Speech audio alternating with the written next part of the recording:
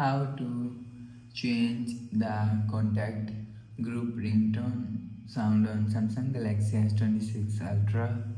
Let's start the video. First of all, go to app library. Here click on phone app and click on contacts.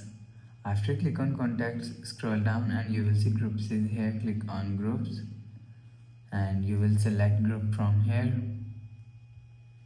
After select group, click on this three dot icon and click on group and click on this three dot icon and click on edit group.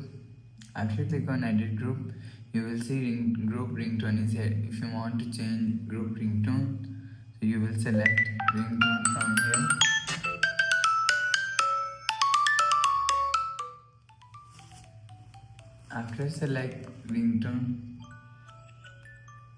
After select ringtone, go back to home screen.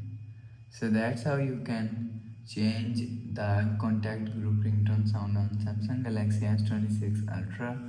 If you like the video, please subscribe. Thanks for watching.